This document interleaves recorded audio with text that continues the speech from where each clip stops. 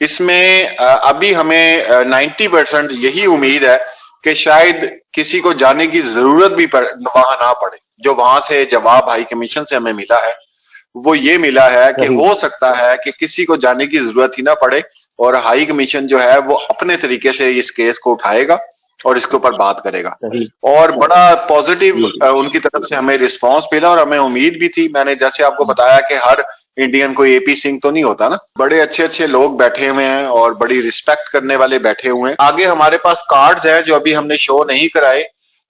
वो मुझे कहा भी था अपना रोशन भाई ने कि कैस भाई अभी ये लोगों के अंदर हमने नहीं करना, अभी 3 पत्ते हमारे पास बड़े जबरदस्त पड़े हुए हैं और वो हमें मिल चुके हैं।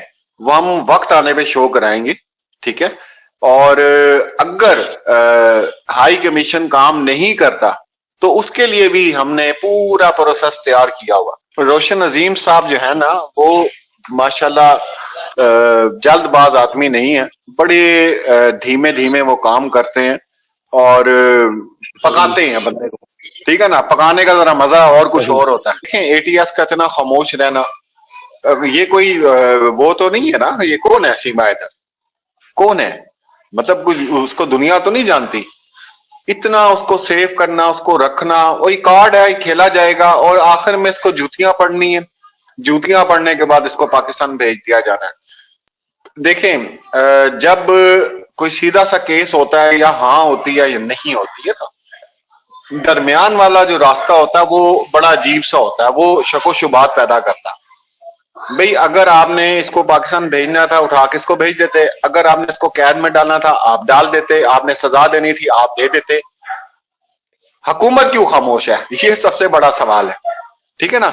हमने जितनी भी हिस्ट्री पढ़ी है पॉलिटिक्स की, पाकिस्तान की या आपके बड़े सगीर की, तो खामोशी जो है सर वो बड़ी खतरनाक होती है। तो ये जो खामोशी है ना हुकूमत की तरफ से, इंडिया की हुकूमत की तरफ से, ये बहुत खतरनाक है और बहुत जल्द नताइज भी आप लोगों के सामने आ जाएंगे। और वहां का जो कानून है ना सर वो बहुत सख्त है, ये मैं आपको पहले बता दूं। अब निर्भया केस आप देख लें, कितना अरसा वो केस चला लेकिन जो हक सच की जीत थी वो हुई, चाहे उसमें एपी सिंह था। तो ये भी जितना मर्जी लिंगर ऑन कर ले, जितना मर्जी इसके अंदर इसको डिले कर ले, कुछ भी कर ले, लेकिन जीत जो है वो गुलाम हैदर की ही होनी है। सिर्फ ये है कि गुलाम हैदर को तकलीफ से गुजरना पड़ा। का शुक्र है कि जो मेरी मुलाकात हुई है उसमें मैंने यही जज किया कि इंशाल्लाह थोड़ा इसमें टाइम लगेगा लेकिन बच्चे जरूर आएंगे पाकिस्तान, क्योंकि इसमें इंशाल्लाह। इंटरनेशनल कोर्ट जो है ना सर वो भी इन्वॉल्व कर ली गई है। ये मैं आपको बताऊंगा, अभी वक्त आएगा सही।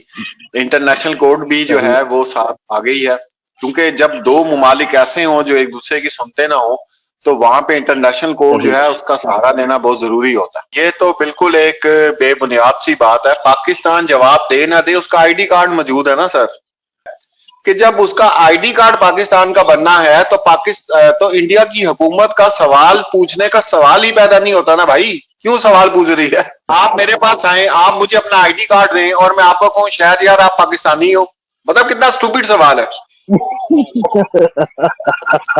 तो बहुत कम से कम मैं जो बहुत लोग जबरदस्त। रिपोर्ट करते हैं, जो ये खबरें आज तक पहुंचाते हैं, तो आपने भी थोड़ा सा सवाल जवाब करने हैं, खुद भी सोचना है कि यार आया ऐसी चीज हो सकती है पूरी दुनिया में, है जी। वो चाहे गटर खोलने वाला हो, चाहे वो सदर हो, सीमा हैदर का आईडी कार्ड उसके पास पड़ा हुआ तो अब ये सवाल पूछना कि ये पाकिस्तानी है। तीसरी जमात से हमें जो है वो बता दिया जाता है कि इंडिया जो है हमारा दुश्मन है। इसी तरह इंडिया में भी बता दिया जाता है कि पाकिस्तान वाले भाई तुम्हारे दुश्मन है, ठीक है। उनको और कोई काम नहीं है, वो सिर्फ सही। तुम्हें तबाह करने पे लगे हुए हैं, ठीक है। रोटी छोटी नहीं खाते, बारूद बिल्कुल। खाते, पाकिस्तानी बारूद खाते हैं, ठीक है। हाँ। और वो इंडिया को नाउज बिल्ला बर्बाद करना चाहते हैं। और वो बस लोग ये ये। नहीं सोचते कि पाकिस्तान से ज्यादा मुसलमान इंडिया में, सही। बिल्कुल सही। ये तो है, नो डाउट इसमें। ठीक है। और हमारे बिल्कुल। अंदर जो एक कल्चर अल्लाह ने रख दिया ना, रचा बसा हुआ है हम लोगों में, इंडियंस के अंदर, वो कम्युनिटी, वो माशरा, देखिए वहीं से हम लोग अलहदा हुए हैं ना, हर चीज वहां से हम जुदा हुए हैं। ठीक है। सही इसके ऊपर सही फिर कभी बात करूंगा। ये पार्टीशन का इंशाल्लाह। खुजली किसको हुई थी, ये इस पे फिर कभी बात करेंगे। असल में अब हम राइटर लोग हैं, हम शायद राइटर लोग हैं, अदीब लोग हैं, तो हम जब भी कोई जुमला कहते हैं ना तो उसमें कंपैरिजन करना पड़ता है। तो इस वक्त जो बिल्कुल सही। मैंने जमादार और सदर का कंपैरिजन किया, इससे बेहतर मेरे पास था कोई नहीं। बिल्कुल सही है, इससे बेहतर कोई है ही नहीं। हमारे साइकोलॉजी में एक टर्म होती है, वो ये होती है जी कि जिस शख्स जो अंदरूनी तौर पे कमजोर होता है ना, जिसको पता होता है मेरे हाथ से चीजें निकल जानी है, तो वो फिर गालियां देना शुरू कर देता है। ठीक है। हाँ। दलाइल दलाइल जो सही, होते हैं ना, पढ़ा बिल्कुल। लिखा इंसान जो होता है जी वो जी। दलाइल से बात करता है, जवाब देता है, उसकी आप हालत तो देखें, वो तो ऐसा लगता है जैसे तबे पे बैठा हुआ है। ठीक है। और वो सही, अगर बिल्कुल किसी की मिसाल लेता है खानदान की, पूरा खानदान, दादे ने देखा, दादी ने देखा, नानी ने देखा, नाने ने देखा, पोते ने देखा, पोती ने देखा, दादे ने देखा, दादी ने देखा, मामा ने देखा, मामी ने देखा, बने ने देखा, पागल है सर वो। अपनी जिंदगी में यकीन करें, मैं जब 19 साल का था तो सबसे पहले जो अखबार मैंने ज्वाइन किया था, खबरें ज्वाइन किया था, और मैंने अपनी सही। इस पूरी जिंदगी में न जाने कितने वकील देखे, कितने जज देखे, कितने केस देखे, कितनी कोर्ट्स के अंदर चक्कर लगे, क्या कुछ हुआ। मैंने अपनी जिंदगी में सर ये करैक्टर वकील की शक्ल में नहीं देखा, पहली दफा देखा है ऐसा कार्टून। जॉनी लीवर है सर ये, जॉनी लीवर। कॉमेडी किए अजीब जा रहा है किस्म बंदा, का मतलब आप। मसखरा सा बंदा है। और जिस बंदे को इतनी सेंस नहीं है, और मैं हंसता हूं कि यार सुप्रीम कोर्ट का वकील है, इसको किसने बनाया है, ये इसको घुसने कैसे सर देते हैं ये सुप्रीम कोर्ट के अंदर। मेरी अभी 1-2 दिन में एक वीडियो आएगी, इसने तमाम बातें की है अंजू के लिए। ठीक है जी। सही और मैं सीमा हैदर की वीडियो लगा के ये लिख रहूंगा कि देखें सीमा हैदर को क्या कह रहा है, क्योंकि टोटल वही कहानी है ना। सही, बिल्कुल सेम कहानी है। अब वो कहता कि उसके जख्म के निशान थे, कहती हाय हाय भाई अंदर मत जाओ, अंदर मत जाओ, वो जैसे हमारे यहाँ लाहौर के मरासी नहीं होते हमारा आर्ट में। अब इसको सारी कहानी पता है कि ये क्या हुआ है। ठीक है ना, टोटल कहानी पता है। ठीक है, और वकील बिल्कुल कहते ही सही। उसे है कि फांसी का भी ऑर्डर हो जाएगा ना, अगर फांसी का भी, तो वकील अपने क्लाइंट को सही कह रहा होता है क्यों घबरा रहे हो, मसला ही कोई नहीं है, हम ये वाली शिक डालेंगे तो ये हो जाएगा, हम ये वाली शिक डालेंगे तो ये हो जाएगा। सुबह फजर के टाइम पे वो शिक पड़ जाती है, वो कहता जी ये देखा है, सही मैंने तो कहा था हो जाएंगे। सर। एमन रिजवी से मेरी यही बात हो रही थी। मैंने कहा बहन सीमा ने तो चलें जो किया किया, बच्चे भी इंशाल्लाह मिल जाएंगे, लेकिन इंडियन जो है ना हम लोगों के बड़े करीब आ गए हैं। बिल्कुल बात ये आवाज उस बंदे की ऊंची होती है जिसमें अपनी कोई कारकर्दगी नहीं होती करने की। ठीक है। अब मसला ये है कि जब इस हवाले से ये सारे हाई कमीशन ने हाथ डाला ना, उस वक्त देखेंगे एपी सिंह किधर गया। ठीक है। और सही सही। मुझे बड़ी अच्छी बात एक वकील साहब थे उन्होंने की थी।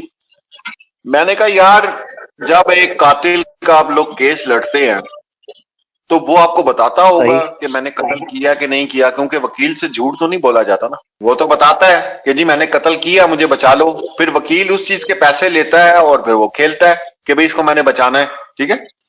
देखें सिंपल सा सवाल है, जब इसको जिस वकील ने बेल दी, क्या वो वकील नहीं था, वो क्या सही था भाई, वो क्या था, वो सही, बिल्कुल वकील था सही। ना।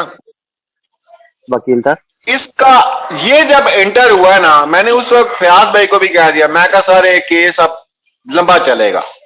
कहना क्यों फयाज भाई, मैंने सही कहा ये एपी सिंह। फिर एपी सिंह की जब हमने हिस्ट्री निकाली ना, मैंने 48 आवर्स इस बंदे को स्टडी किया, ये करता क्या रहा है इंडिया में।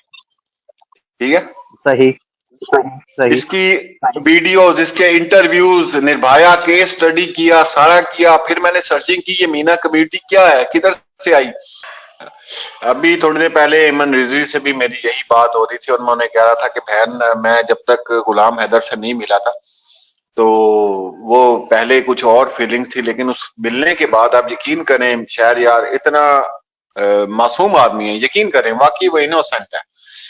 जो इन तमाम चक्करों में आया सीमा हैदर के, और जो जो वो कहती रही वो बेचारा करता रहा, और पहली बीवी को भी इसने तलाक दिलवाई और सब कुछ किया। वो हकीकत में ऐसा है, आप यकीन करें, मैंने तकरीबन 4 घंटे उसके साथ गुजारे हैं। और मैंने अभी एमन रिजवी हैं इंडिया से, आप जानते होंगे, उनसे भी बात कहा था। मैं कहा बहन बहुत शरीफ आदमी है, बस हमने भी दुनिया देखी है ना, हमें भी पता चल जाता है, निहायत शरीफ आदमी है। तो बाकी ये है कि अगर इस हवाले से आप देखें इस केस को पॉलिटिक्स के हवाले से, तो ये सारी पॉलिटिक्स खेली गई है।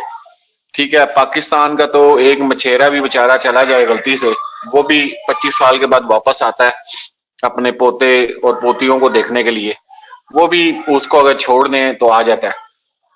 तो इतना बड़ी बात, 4 बच्चे लेके जाना और हाइप क्रिएट होनी, इसमें बहुत से जो सियासी चीजें हैं वो सामने आती हैं। सबसे पहले तो मणिपुर में जो एक इंसिडेंट हुआ उसने बड़ी हाइप क्रिएट की, और मोदी के ऊपर काफी उंगलियां उठी, नरेंद्र मोदी पर। उसकी वजह से उसको दबाने के लिए ये केस को ज्यादा हाईलाइट किया गया। और फिर एपी सिंह का जो किरदार है वो बड़ा अजीब सा है, और उसके अपने जो भारतीय वकील हैं जिनसे हम लोग बात करते हैं वो भी ये बताते हैं कि ये सियासत का ही, मतलब ये पॉलिटिशियंस का वो है, क्या कहते हैं, लॉयर है, ठीक है, सुप्रीम कोर्ट का। दो मसले होते हैं, उनको लटकाना इसका कमाल है। निर्भया केस आपके सामने है। अब ये असल में आगे वोटिंग का भी मसला है, आगे आपको पता है इलेक्शन और ये सारी चीजें चलनी है। उसके बाद जो मीना कम्युनिटी है ना, उसके पास बहुत बड़ा वोट है, ठीक है, नरेंद्र मोदी का, जिसकी वजह से सही। उनकी हमदर्दी हासिल करने के लिए वो कोई स्टेप नहीं उठा रहे।